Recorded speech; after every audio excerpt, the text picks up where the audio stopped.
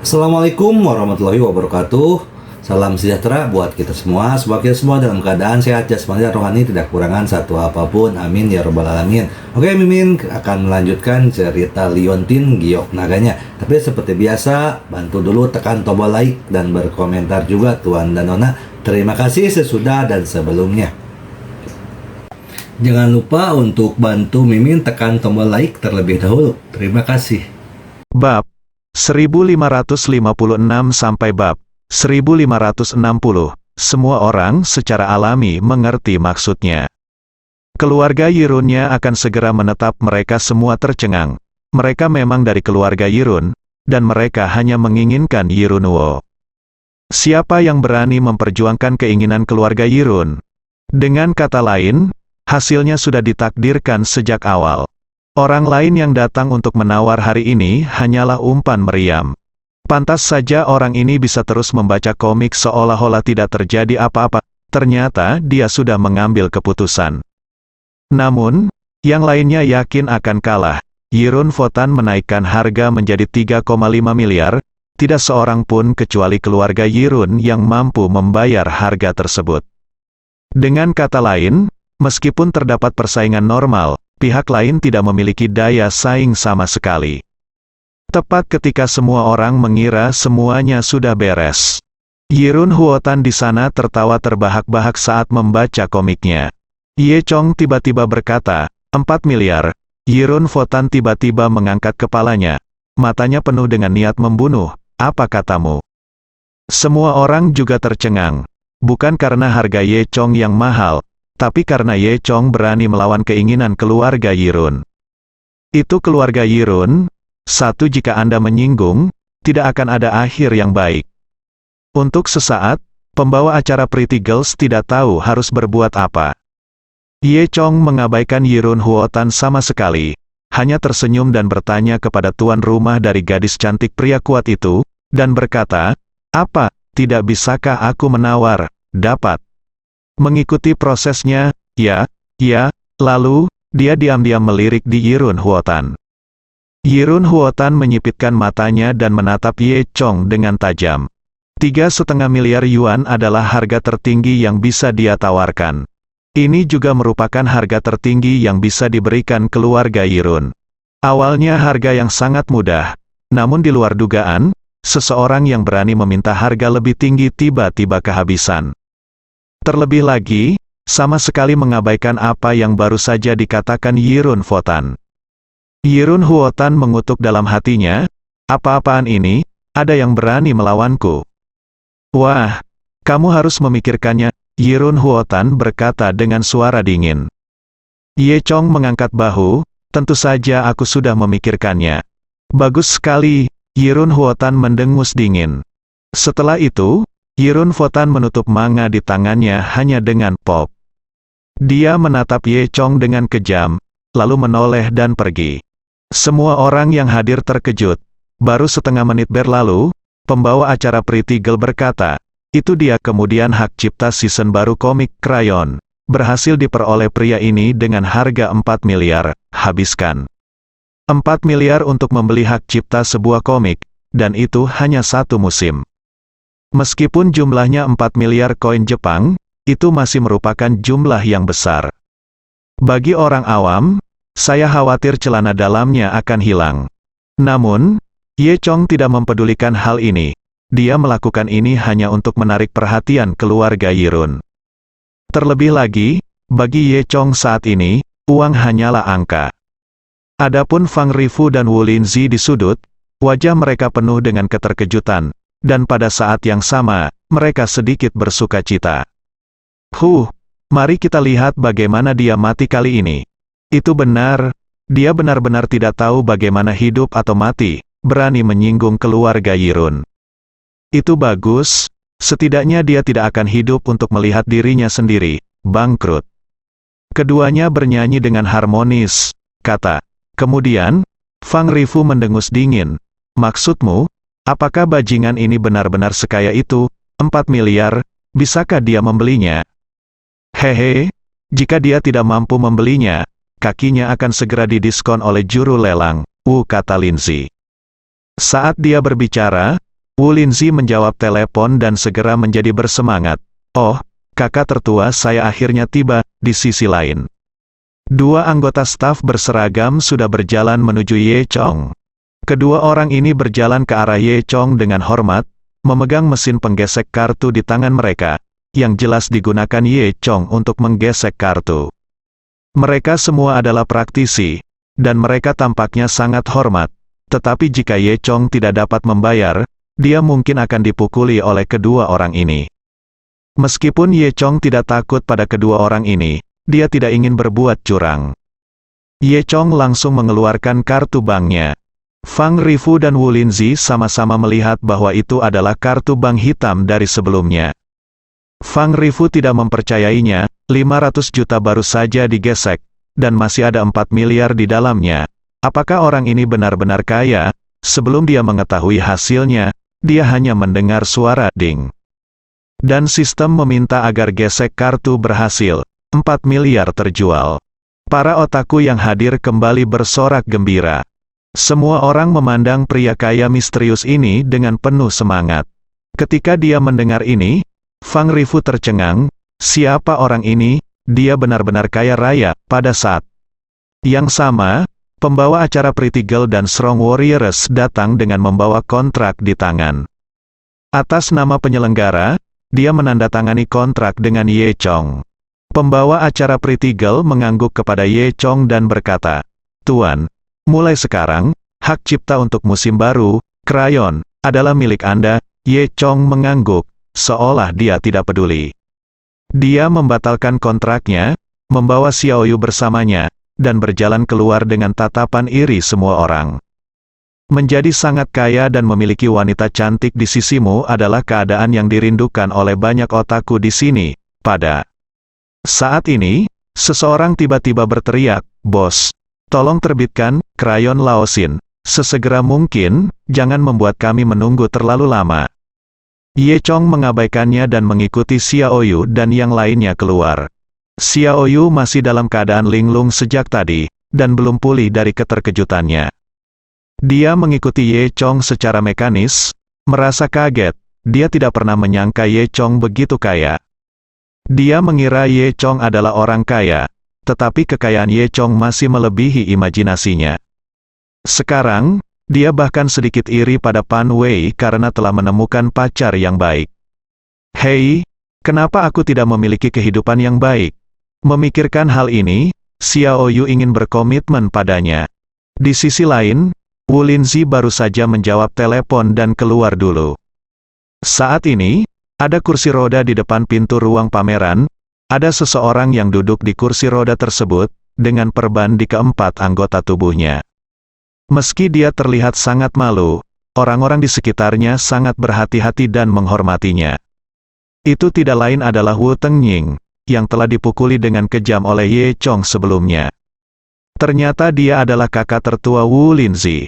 Wu Linzi meletakkan teleponnya dan berlari keluar dengan cepat. Ketika dia melihat Wu Tengying seperti ini, dia terkejut pada awalnya dan bertanya dengan cepat, "Saudaraku, ada apa denganmu?" Wu Tengying berkata tanpa tersipu dan tanpa jantung berdebar, "Tidak apa-apa, aku akan berburu hari ini dengan singa, bertarung tangan kosong, terluka secara tidak sengaja." Wu Linzi berkata, "Saudara Cao, kamu terlalu kejam. Kamu berani bertarung dengan singa. Namun, saudaraku, tidak akan terjadi apa-apa padamu. Kamu adalah harapan masa depan keluarga Wu kami." Wu Tengying mendengus dan berkata topik ini adalah tidak dilanjutkan. Dia bertanya, "Ngomong-ngomong, apa yang kamu katakan di telepon?" Wu Linzi berkata dengan cepat, "Oh, saudaraku, kamu tidak tahu, saya diintimidasi, seseorang berani memukul saya, dan wajah saya bengkak." "Aku, Cao, siapa yang begitu berani?" Wu Tengying mengutuk. Wu Linzi berkata, "Saudaraku, awalnya aku ingin memintamu membantuku membalas dendam, sekarang sepertinya lebih baik aku melupakannya dan menunggu sampai kamu diurus dengan baik." Wu Tengying mendengus dingin. "Lupakan, bagaimana? Bisa itu harus dilakukan?" Dia dipukuli seperti ini oleh Ye Chong, dan dia tidak punya tempat untuk melampiaskan amarahnya. "Cepat, katakan padaku, Apa yang terjadi? Kemudian Wu Linzi menceritakan semuanya tentang apa yang terjadi sebelumnya. Setelah mendengar ini, Wu Tengying memarahi. Brengsek, bocah nakal berani memukulmu. Dia benar-benar tidak menganggap serius keluarga Wu. Bahkan jika aku tidak bisa menggerakkan anggota tubuhku sekarang, aku masih bisa menghadapinya, Wu Linzi berkata.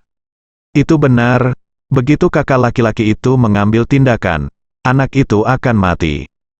Katakan padaku, siapa nama bajingan ini? Tanya Wu Tengying. Ketika Wu Linzi hendak mengatakan sesuatu, Ye Chong dan Xiao Yu sudah keluar. Wu Linzi menunjuk ke arah Ye Chong dan berkata, itu dia, itu dia, itu dia, bajingan inilah yang memukulku, saudaraku. Kamu harus membalaskan dendamku. Wu Tengying berbalik dan melihat bahwa itu adalah Ye Chong. Jantungnya tiba-tiba menjadi dingin, dan dia merasakan sakit di anggota tubuhnya tanpa alasan. Saat ini, Ye Chong dan Xiao Yu baru saja keluar dan tidak melihat Wu Tengying. Wu Tengying berpikir dalam hati, kedua orang ini harus segera pergi, jangan lihat aku. Melihat Ye Chong dan Xiao Yu hendak berbalik dan berjalan ke kiri. Wu Tengying hanya ingin bernapas lega, tapi saat ini, Wu Linzi berteriak dengan tidak pantas, berhenti, kamu bajingan, jangan pergi, kakak laki-lakiku ada di sini, kamu sudah mati kali ini. Jika tangan dan kaki Wu Tengying begitu baik sekarang, aku berharap bunuh ini Wu Linzi. Ye Chong, yang sudah pergi, berhasil tertarik oleh Wu Linzi. Dia menoleh dan melihat Wu Tengying duduk di kursi roda, Xiao Yu di sebelah. Tidak bisa menahan tawa ketika melihat penampilan Wu Tengying. Setelah itu, Ye Chong berjalan menuju keluarga Wu. Wu Linzi memperhatikan Ye Chong mendekat, tidak menyadari situasinya, dan masih mengutuk, rumput. Bukankah kamu baru saja merajalela, kakak laki-lakiku ada di sini hari ini. Mari kita lihat bagaimana kamu masih merajalela. Pada saat ini, Fang Rifu berjalan keluar dari dalam keluar. Saat dia melihat Wu Tengying yang terluka, dia juga terkejut. Namun, ketika dia melihat Ye Chong berjalan menuju Wu Tengying, dia tetap waspada dan bersembunyi di pintu. Dia tidak muncul, tapi diam-diam menatap situasi di tempat kejadian. Wu Tengying sekarang sangat ingin mencekik Wu Linzi sampai mati.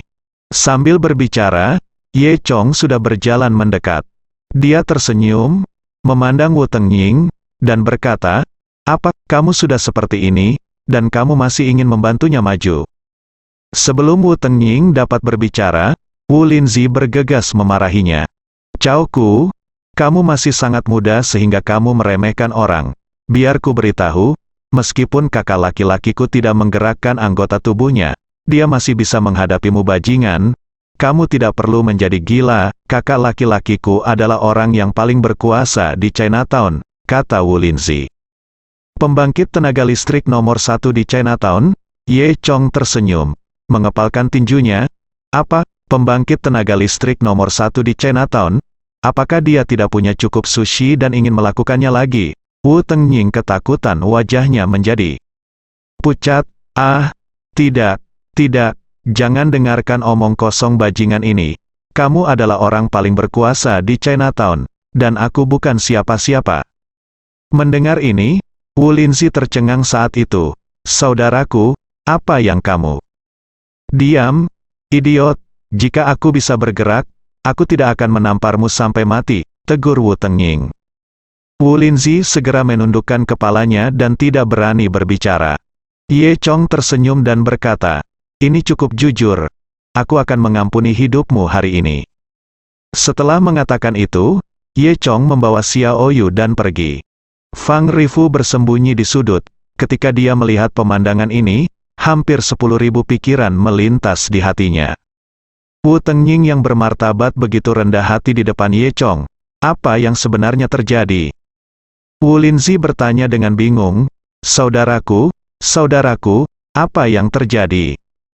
Wu Tengying berteriak, kamu bajingan, kamu hanya tahu bagaimana membuat masalah bagiku. Tahukah kamu bahwa anggota tubuhku itu diganggu olehnya? Wu Linzi terkejut, saudaraku, bukankah kamu mengatakan bahwa itu rusak karena berkelahi dengan singa?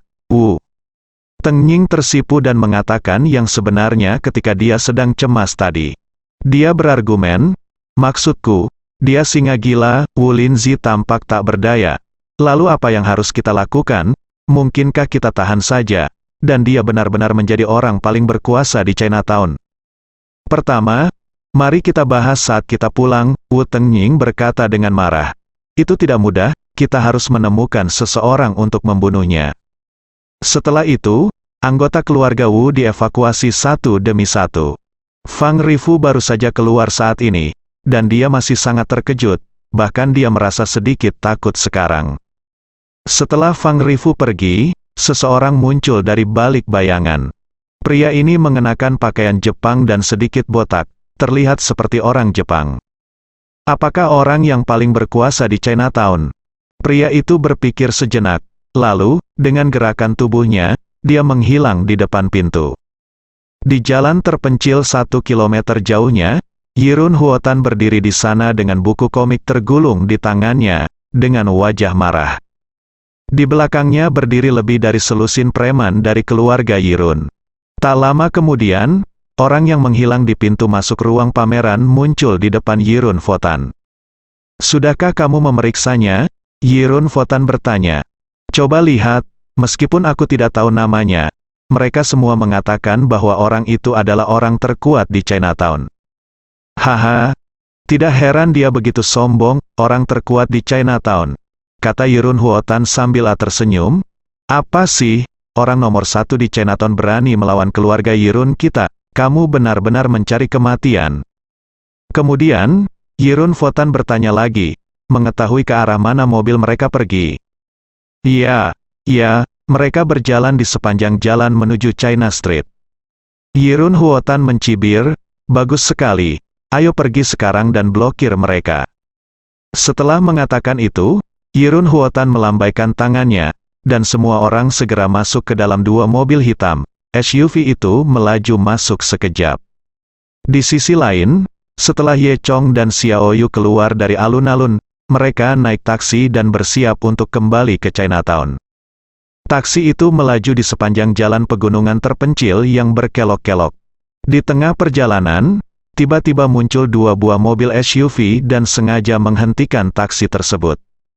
Tepat ketika sopir taksi hendak mengumpat, tiba-tiba sekelompok orang turun dari mobil. Sopir taksi itu begitu ketakutan sehingga dia segera menundukkan kepalanya dan tidak berani berbicara. Dari mobil pertama keluar beberapa preman berjas hitam dan berkacamata. Dan Yirun Huotan lah yang turun dari mobil kedua. Xiao Yu menarik lengan Ye Chong dengan gugup. Tidak bagus, itu anggota keluarga Yirun. Ye Chong tersenyum, dia khawatir orang-orang dari keluarga Yirun tidak akan datang. Kamu datang tepat waktu, kata Ye Chong. Lalu, Ye Chong membuka pintu mobil dan bersiap untuk keluar. Xiao Yu dengan cepat meraih Ye Chong. Jangan turun, terlalu berbahaya, ayo panggil polisi. Dia menghibur Xiao Yu beberapa kata lagi, lalu membuka pintu mobil dan berjalan keluar. Setelah Yirun Huotan melihat Ye Chong, dia mencibir. Nak, aku tidak menyangka kamu akan sangat berani. Saat kamu melihat kami, kamu tidak berlutut ketakutan. Menurutku kamu cukup berani, tapi otakmu bermasalah. Kamu berani melawan kami keluarga Yirun. Apakah ada yang salah? Ye Chong bertanya. Hehe, entah apa yang salah di sini. Gimana? Menurutku kamu juga orang aneh. Aku akan mengampuni nyawa anjingmu hari ini. Serahkan kontrak hak ciptanya, berlutut dan minta maaf, lalu keluar. Kata Yirun Huotan. Ye Chong tersenyum dan berkata, kontrak hak cipta. Saya membelinya seharga 4 miliar. Hehe. Anggap saja ini pelajaran bagi Anda untuk menghabiskan 4 miliar. Ingat, jangan memprovokasi keluarga Yirun di masa depan. Yiran, kata Huotan. Ye Chong tersenyum dan berkata, jika tidak. Mata Yirun Huotan menjadi dingin. Wah, saya menyarankan Anda untuk tidak tahu apa yang baik atau buruk. Tidak tahu bagaimana Anda mati setelah beberapa saat. Ye Chong melanjutkan, bagaimana kalau begitu? Aku akan memberimu pelajaran gratis. Jangan memprovokasi aku di masa depan. Yirun Huotan memarahi. Apa-apaan ini? Kamu gila sekali, kamu akan mati hari ini. Ye Chong memandang orang-orang di sekitarnya dan berkata sambil tersenyum, hanya kalian yang ingin berurusan denganku. Sialan, gila dan tak terbatas. Persetan denganku, beri anak ini kram, beritahu dia siapa yang mengganggu keluarga Yirunku. Akhiri, umpat Yirun Huotan. Dia memberi perintah dan semua preman bergegas menuju Ye Chong. Melihat pemandangan ini, Xiaoyu di dalam mobil menutup matanya karena ketakutan. Di telinganya, dia hanya mendengar sedikit bang bang bang bang. Ketika Xiaoyu membuka matanya, dia terkejut menemukan Ye Chong masih berdiri, dan semua orang, kecuali Yirun Huotan, jatuh ke tanah. Xiaoyu tahu bahwa Ye Chong punya kungfu, tapi dia tidak pernah menyangka kungfu Ye Chong begitu bagus. Dia mulai iri dan iri lagi pada Pan Wei, karena menemukan pacar yang begitu kaya dan cakap. Di sisi lain, Yirun Huotan melihat semua bawahannya dirobohkan oleh Ye Chong. Dia sangat kesal, brengsek, sekumpulan sampah tak berguna, lihat aku. Mengatakan itu, Yirun Huotan tiba-tiba melintas dan bergegas menuju Ye Chong. Yirun Huotan ini berbeda dari yang lain hanyalah preman biasa, tapi Yirun Huotan ini juga seorang prajurit pangkat kuning. Pantas saja keluarga Yirun bisa begitu merajalela, dan siapapun bisa menjadi prajurit peringkat kuning. Prajurit peringkat kuning sudah cukup untuk menjadi raja di depan rakyat biasa. Sayangnya, Yirun Huotan bertemu Ye Chong. Hanya setelah satu putaran, Yirun Huotan dipukuli hingga jatuh oleh Ye Chong setelah mendengar ledakan. Ye Chong menginjak punggung Yirun Huotan, itu saja. Kata Ye Chong, mengerahkan kekuatan, kamu, apa yang akan kamu lakukan?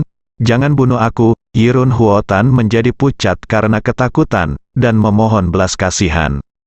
Ye Chong tersenyum dan berkata, aku tidak akan membunuhmu, tapi aku bilang aku akan memberimu pelajaran gratis. Aku akan menghancurkanmu hari ini. Tidak, jangan hancurkan aku, jangan hancurkan aku, Yirun Huotan memohon. Tidak mudah baginya untuk melatih kungfunya, jika ia dihapuskan dan menjadi manusia biasa, akan lebih tidak nyaman daripada kematian. Namun, Ye Chong tidak menunjukkan belas kasihan, dan bertanya, jika saya tidak bisa mengalahkan Anda hari ini, apakah Anda akan menghapuskan saya? Tidak, tidak, kata Yirun Huotan. Ye Chong mendengus dingin, kentut, penuh kebohongan. Iya, Yirun Huotan mengubah kata-katanya. Temui adikmu, kamu akan menghancurkanku. Mengapa aku harus menunjukkan belas kasihan? Ye Chong mengutuk lagi. Yirunuo menangis dengan sedihnya, maafkan aku tahu aku salah, aku tidak berani melakukannya lagi. Ye Chong berkata dengan acuh tak acuh, kamu benar-benar momok, semakin mampu kamu, semakin kamu bisa menyakiti orang lain. Mengapa kamu di sini? Kamu sebaiknya menjadi cacat. Ye Chong meledak dengan kekuatan di bawah kakinya. Terdengar suara ledakan, seperti palu berat yang menghantam Yirun Huotan. Anggota tubuh Yirun Huotan segera tampak seperti katak mati, dan lingkaran debu beterbangan di tanah. Pada saat yang sama, budidaya Yirun Huotan telah dilumpuhkan oleh Ye Chong, dan dia jatuh ke tanah dengan lemah, tidak dapat bangun. Setelah melakukan semua ini, Ye Chong masuk ke mobil dengan tenang. Sopir taksi itu tercengang saat ini. Ye Chong berkata, teruskan, kita akan ke Chinatown, kamu lupa. Sopir itu kemudian ingat, dengan cepat memutar bagian depan mobil, melewati dua SUV, dan terus melaju ke depan. Saat ini, tidak ada seorang pun dari keluarga Yirun yang berani menghentikan Ye Chong. Butuh waktu 10 menit penuh sebelum beberapa preman yang luka ringan naik, membawa arang Yirun, kembali ke mobil, dan kembali ke keluarga Yirun. Ye Chong dan Xiaoyu kembali ke Chinatown. Ye Chong telah tinggal di kediaman Xiaoyu 2 hari ini. Ini adalah apartemen tunggal, dan Ye Chong tidak punya tempat tinggal untuk saat ini, jadi dia tinggal di sofa di apartemen Xiaoyu. Setelah tiba di rumah, Ye Chong memberi Xiaoyu kontrak hak cipta untuk krayon Laosin. Tentu saja mustahil bagi Xiaoyu untuk terus bekerja di Fangs Green Fin Co., Ltd. Namun, dengan hak cipta ini, Xiao Yu bisa mendapatkan posisi bergaji tinggi di perusahaan agensi komik manapun. Xiao Yu mengucapkan terima kasih kepada Ye Chong dengan gembira, mengatakan bahwa dia benar-benar beruntung. Malam itu, China Street, rumah besar Wu. Wu Sisan, kepala keluarga Wu, duduk di sofa kulit dengan ekspresi dingin, dan cerutu di tangannya terus mengeluarkan asap putih. Di sebelahnya berdiri Wu Linzi dengan hidung memar dan wajah bengkak, dan di sampingnya berdiri Wu Tengying yang anggota tubuhnya lumpuh. Setelah mengetahui apa yang terjadi, Wu Sisan menjadi sangat marah. Dia menyipitkan matanya dan berkata dengan kejam, "Saya benar-benar tidak tahu bagaimana hidup atau mati. Selama bertahun-tahun, orang Tionghoa yang datang ke kota Taok tidak pernah berani melakukan apapun terhadap keluarga Wu saya. Tahu seberapa tinggi langit, lihat dia memukuli sepupunya," kata Wu Linzi. Wu Tengying berkata, "Ayah, tetapi kungfu anak itu sangat kuat, dan orang biasa bukanlah lawannya, dia tidak lemah." Wu Sisan mendengus dingin, "Saya telah melihat banyak orang yang mampu, dan mereka semua mati dengan cepat di akhir, ya. Ngomong-ngomong, ayah, anak laki-laki ini juga mengalahkan Fang Rifu dari keluarga Fang," Wu Tengying melanjutkan. Wu Linzi mengangguk, "Itu benar, dia dipukuli lebih buruk dari saya, dan dia dipermalukan di depan umum. Saya khawatir keluarga Fang ingin membunuh anak ini saat ini." Wu Sisan mencibir mengejek, "Mereka hanyalah sekelompok kura-kura pemalu sekarang. Keberanian mereka telah lama ditakuti oleh keluarga Yirun. Apakah Anda ingin mereka mengambil tindakan? Hehe, tunggu saja, mereka tidak akan berbuat apa-apa. Tapi, kita tidak bisa membiarkan masalah ini begitu saja," Wu Tengying berkata dengan marah. Wu Sisan mendengus, "Jika kamu berani menyentuh keluarga Wuku, kamu secara alami akan memberitahu dia konsekuensinya, Wu." Linzi melanjutkan, "Paman, sepertinya sekarang, kita hanya bisa meminta Noda Ichiro untuk mengambil tindakan, tidak ada orang lain yang menjadi lawannya." "Iya, jika bukan karena Noda Ichiro, yang lain tidak akan menjadi lawannya," kata Wu Tengying. Wu Sisan berpikir sejenak, menghisap cerutunya, dan tidak berbicara. Noda Ichiro adalah ahli super yang dibesarkan oleh keluarga Wu, dan dia biasanya tidak bergerak dengan mudah. Setelah beberapa lama sementara itu, Wu Sisan mengangguk, "Sepertinya aku hanya bisa mengundangnya. Jika kamu bergerak, kamu tidak bisa melakukan ini, jadi mari kita khawatirkan orang tua itu." Chinatown, keluarga Fang, faktanya, Wu Sisan dan Wu Sisan membuat tebakan yang bagus. Fang Yunlong, kepala keluarga Fang, sangat marah ketika mendengar putranya Fang Rifu dipukuli oleh Ye Chong, tapi setelah mendengar tentang Ye Chong, setelah menghadapi keluarga Yirun, alih-alih ingin membalaskan dendam putranya, dia mulai berpikir tentang bagaimana cara mendekati Ye Chong. Fang Yunlong memikirkannya, dan bertanya pada Fang Rifu, yang sedang berperan di filmnya, kaki di sebelahnya, "Katakan padaku, siapa yang dipanggil Ye Chong?" Pria Ye Chong, pacarnya Xiao Yu, berasal dari Lu Tengko Ltd. Fang Rifu mengangguk, "Oke, cari dia besok, biarkan dia menjadi wakil presiden Green Ratanko Ltd. Kata Fang Yunlong. "Apa, ayah? Apa yang kamu lakukan untuk?" Fang Rifu bingung. Alih-alih membalas dendam, ayahnya malah ingin menjilat Ye Chong. Melihat penampilan Fang Rifu, Fang Yunlong berkata dengan marah, "Kamu bocah, bisakah kamu minta sedikit otak? Anak ini berani bertarung dengan keluarga Yirun. Dia pasti punya kekuatannya." "Belum tentu begitu, mungkin dia tidak terlalu tinggi," kata Fang Rifu. Fang Yunlong mendengus dingin. "Apa yang kamu tahu, jika dia tidak memiliki kemampuan? Apakah menurutmu dia bisa pulang dengan selamat setelah keluar dari pameran? Dia telah lama dimusnahkan oleh keluarga Yirun dalam perjalanan." Fang Rifu mengangguk, "Sekarang kami ditekan oleh keluarga Yirun, kami hanya bisa menyenangkan dia. Mungkin ada kemungkinan," kata Fang Yunlong. Fang Rifu mengangguk, dan berkata tanpa daya, "Oke, aku akan pergi mencari Xiao Yu besok." "Tunggu," Fang Yunlong tiba-tiba memikirkan sesuatu. "Kamu masih mengatakan bahwa dia memukuli keluarga Wu?" "Iya, Itu pemukulannya sangat buruk, kata Fang Rifu. Fang Yunlong menyipitkan matanya, berpikir sejenak, lalu berkata, jangan terburu-buru, mari kita lihat dulu. Aku tidak akan pergi besok, Fang Rifu bertanya dengan heran. Fang Yunlong mengangguk, tidak, dia memukuli keluarga Wu, dan keluarga Wu pasti akan membalasnya. Saya juga menggunakan kesempatan ini untuk melihat seberapa mampu dia. Bahkan jika keluarga Wu, jika kita bisa membersihkannya, ada tidak perlu bagi kita untuk menyenangkannya. Fang Rifu mengangguk, ayah, tinggi, sangat tinggi. Pada saat yang sama, bukan hanya keluarga yang marah karena generasi muda keluarga dipukuli, keluarga Wu, keluarga Fang, dan keluarga Yirun. Saat ini, rumah besar keluarga Yirun sedang mengintimidasi kota Taok. Yirun Huotan terbaring lemas di tempat tidur, sudah sekarat, setengah mati. Yirun Huoli menyipitkan matanya dan berdiri di depan tempat tidur Yirun Huotan.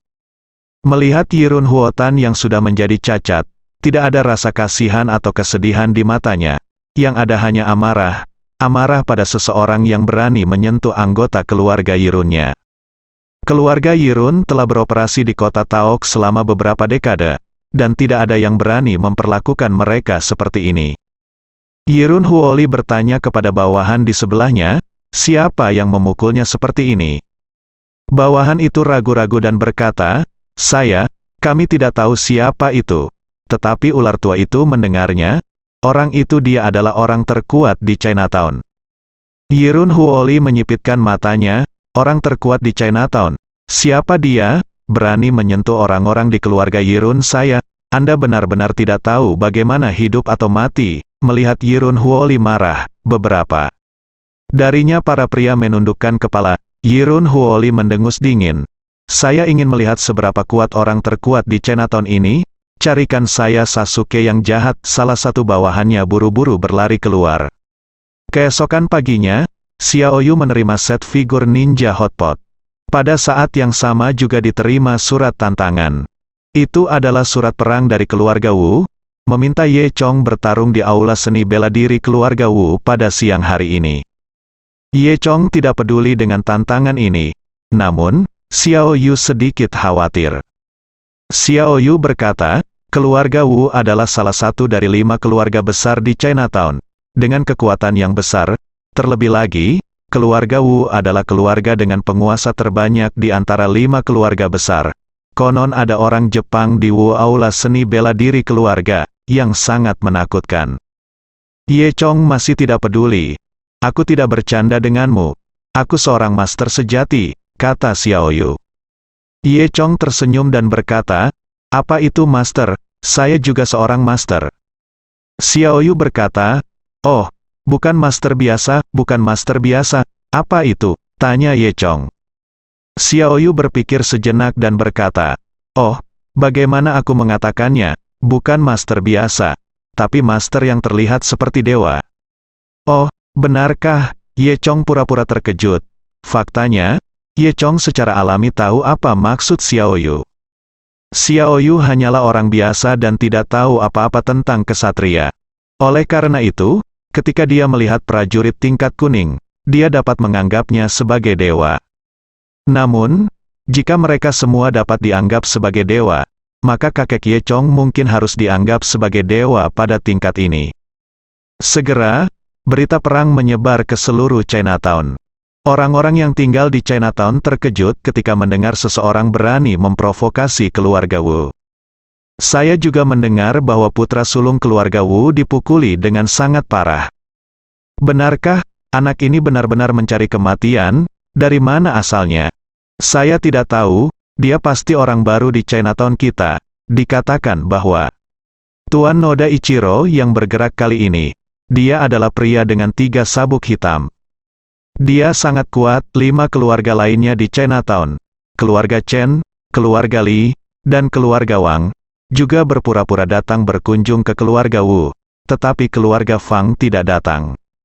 Di antara 5 keluarga besar, dalam hal hard power, keluarga Wu adalah yang paling kuat, terutama master terbaik dari sekolah seni bela diri keluarga Wu, Tuan Noda Ichiro, adalah keberadaan yang benar-benar menakutkan. Terlebih lagi, ada nenek moyang keluarga Wu yang telah mengasingkan diri selama 10 tahun, tidak ada yang tahu sampai sejauh mana. Oleh karena itu, di antara 5 keluarga besar di Chinatown, keluarga Wu telah lama menjadi pemimpin yang samar-samar. Namun, Fang Yunlong dari keluarga Fang tidak datang sama sekali. Dia sedang menunggu dan menonton, ingin melihat apakah Ye Chong memiliki apa yang diperlukan untuk melawan keluarga Wu. Dalam benak Fang Yunlong, meskipun keluarga Wu sangat berkuasa, ada leluhur legendaris dari keluarga Wu. Namun, leluhur keluarga Wu ini sudah lebih dari 10 tahun tidak terlihat, dan dia mungkin sudah mati. Sedangkan untuk Noda Ichiro, meski dikatakan tak terkalahkan di Chinatown, sulit untuk mengatakan apakah dia bisa mengalahkan Ye Chong. Lagi pula, Ye Chong lah yang berani menantang keluarga Yirun. Jadi dalam benak Fang Yunlong, Ye Chong seharusnya memiliki beberapa kemampuan khusus. Oleh karena itu, ia tidak bergabung dengan tim lebih awal karena ingin melihat siapa yang akan memenangkan duel sore ini. Dia akan berteman dengan siapapun yang menang, untuk memastikan bahwa ada kemungkinan untuk bertahan hidup sambil menghindari penindasan terhadap keluarga Yirun. Sore itu, di aula seni bela diri keluarga Wu. Ini adalah satu-satunya sasana bela diri di Chinatown. Pada awalnya terdapat beberapa sekolah bela diri di China Street, namun semuanya dihancurkan oleh Ichiro Noda dari sekolah seni bela diri keluarga Wu, sehingga kini sekolah seni bela diri keluarga Wu mendominasi China Street. Di pintu masuk aula seni bela diri keluarga Wu, banyak orang berkumpul untuk menyaksikan kegembiraan. Semua orang ingin datang dan melihat siapa yang berani memprovokasi keluarga Wu. Di pintu masuk aula seni bela diri keluarga Wu, ada beberapa kursi, dengan Wu Shisan duduk di tengah. Di kedua sisinya duduk kepala keluarga Li, kepala keluarga Wang, dan kepala keluarga Chen. Dan seorang pria kekar, mengenakan jas putih, berdiri di depan pintu, memeluk bahunya, menunggu dengan tenang. Pria kuat itu memiliki rambut pendek yang dicukur, dan pita hitam diikatkan di kepalanya, berkibar tertiup angin. Dialah Ichiro Noda yang ditakuti. Ketika Ye Chong dan Xiaoyu tiba di sini, semua orang tidak sabar. Xiaoyu melihat sekilas Noda Ichiro yang seperti gunung, dan terkejut. Ye Chong, kamu tidak akan melawannya, kan? Menurutku kita harus lari, kata Xiaoyu. Ye Chong tersenyum, jangan takut, itu hanya babi bodoh. Kemudian, mereka berdua berjalan ke pintu gym seni bela diri. Semua orang di sekitar mereka menjulurkan leher, ingin melihat anak sembrono yang telah menyinggung keluarga Wu. Tapi saat mereka melihat Ye Chong mengenakan pakaian biasa-biasa saja, mereka merasa sedikit lebih baik. Jadi anak inilah yang menyinggung keluarga Wu. Ya, sepertinya dia sudah mati kali ini, tentu saja. Noda Ichiro secara pribadi mengambil tindakan untuk membunuhnya, seolah-olah dia tidak ingin bermain-main dengannya. Jadi, ini dia, jika kamu tidak mengerti aturannya, bagaimana kamu bisa mengacaukan keluarga Wu di Chinatown? Sudah terlambat untuk menyesalinya. Sekelompok orang di sekitar menunjuk ke arah Ye Chong. Ye Chong melangkah maju dan berkata kepada Wu Shisan dan yang lainnya, apakah ini surat tantangan yang kamu berikan padaku? Wu Shisan memandang Ye Chong dari atas ke bawah dan berkata, wah, apakah kamu yang melukai putraku dari keluarga Wu? Wu Linzi berdiri di samping dan berteriak, itu dia, ini bajingan ini, dia tidak tahu bagaimana hidup atau mati. Kepala keluarga Li di sebelahnya tertawa dan berkata, haha, saya pikir dia adalah semacam pahlawan. Sepertinya, dia hanya seorang bocah nakal yang tidak tahu ketinggian dunia. Hancurkan saja dia. Kepala keluarga Chen juga berkata, itu benar, saya pikir ada yang bagus pertunjukan, ayo. Cepat kita akhiri, lalu kita bisa minum, kita sudah lama tidak berkumpul. Ayo kita berkumpul, haha, kata kepala keluarga Wang. Arti dari kata-kata di antara beberapa orang adalah bahwa mereka tidak berpikir bahwa Ye Chong dapat menimbulkan masalah. Wu Shisan tersenyum dan berkata, oke, meskipun anak ini hanya bodoh, tetapi tidak mungkin untuk tidak membayar harga karena memprovokasi keluarga Wu saya, Bagaimana kalau begini, nak, berlutut dan bersujud untuk meminta maaf, mungkin itu akan membuat kematianmu lebih mudah. Semua pemilik tertawa, saat berbicara, Noda Ichiro sudah melangkah maju. Berlutut, bersujud untuk meminta maaf, kata Noda Ichiro. Ye Chong mengangkat bahu, kamu terlalu banyak berpikir. Noda Ichiro mendengus dingin, dan kembali menatap Wu Shisan. Wu Shisan mengangguk, bocah gila, beritahu kamu betapa kuatnya dirimu, teriak Noda Ichiro, lalu dia berjalan ke arah Ye Chong dengan satu langkah. Noda Ichiro memasang postur menendang taekwondo dan berkata, nak, jangan bilang aku mengganggumu, aku akan membiarkanmu melakukan 3 gerakan terlebih dahulu, lalu aku akan membunuhmu setelah 3 gerakan, ini juga latihan terakhirmu di dunia. Ye Chong tertawa dan berkata, kamu benar-benar ingin aku melakukan 3 trik, apakah kamu tidak menyesalinya? Jiuga, apakah kamu sudah gila, aku akan menyesalinya? Noda Ichiro tertawa, Don jangan bicara omong kosong, hati-hati, aku akan mendapatkannya dengan 1 pukulan, bunuh kamu. Ye Chong tersenyum sedikit, oke, karena kamu ingin aku melakukan 3 trik, maka aku tidak akan sopan. Mengatakan itu, Ye Chong berjalan menuju Noda Ichiro perlahan. Belum lagi, perbedaan fisik keduanya sangat kentara. Noda Ichiro tinggi dan agung, tetapi sebagai perbandingan, Ye Chong terlihat kurus dan kurus. Jadi di mata semua orang, hasilnya sudah jelas. Semua orang merasa bahwa Ye Chong ini sama sekali bukan lawan Noda Ichiro. Wu Linzi menunjukkan senyuman sombong saat ini, dan dia bergumam, bunuh dia, bunuh dia. Meskipun apa yang dia katakan agak bocor, dia masih bisa mendengarnya dengan jelas. Xiao Yu tampak sedikit gugup, berpikir jika Ye Chong terbunuh, bagaimana dia harus kembali dan menjelaskan kepada Pan Wei. Hehehe, kakak Wu, Tuan Noda di keluargamu semakin mahir bermain, kepala keluarga Li tertawa. Wu Shisan juga tertawa dan berkata, haha, benar. Anggap saja itu seperti menonton pertunjukan. Sebelum Wu Shisan bisa menyelesaikan kata-katanya, terdengar suara pop dan Noda Ichiro yang kekar langsung ditampar. Tubuhnya yang besar jatuh ke tanah dengan keras, dan dia berguling 2 kali sebelum berhenti, tubuhnya berlumuran lumpur, dan dia terlihat sangat malu. Semua orang tidak bereaksi untuk beberapa saat. Senyuman Wu Shisan masih membeku di wajahnya. Semua orang tercengang, ini benar-benar berbeda dari yang mereka bayangkan.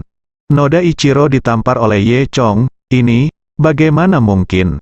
Butuh 1 menit penuh bagi semua orang untuk menyadari apa yang telah terjadi. Banyak orang dengan suara bulat berseru, anak ini terlalu kuat kepala. Keluarga Li, kepala keluarga Chen, dan yang lainnya saling memandang dengan bingung. Wu Shisan tampak jelek dan berteriak kepada Noda Ichiro, bangun, dasar tidak berguna, bangun, cepat bangun, pukul anak ini sampai mati. Namun, tidak peduli seberapa keras dia berteriak, Noda Ichiro akan tidak bisa bangun. Lagi, pada saat ini, Noda Ichiro telah dikalahkan oleh Ye Chong hingga dia kehilangan kemampuan bertarungnya dan bahkan tidak bisa bangun. Pada saat ini, Ye Chong tersenyum. Ternyata ini adalah kekuatan dari 5 keluarga besar di Chinatown. Tampaknya tidak terlalu bagus. Wu Shisan tampak terkejut. Kamu? Siapa kamu? Kamu, kata Chong. Chong berkata, kamu tidak perlu peduli siapa aku. Tetapi kamu sepertinya baru saja mengatakan bahwa kamu ingin berlutut dan meminta maaf. Bersambung.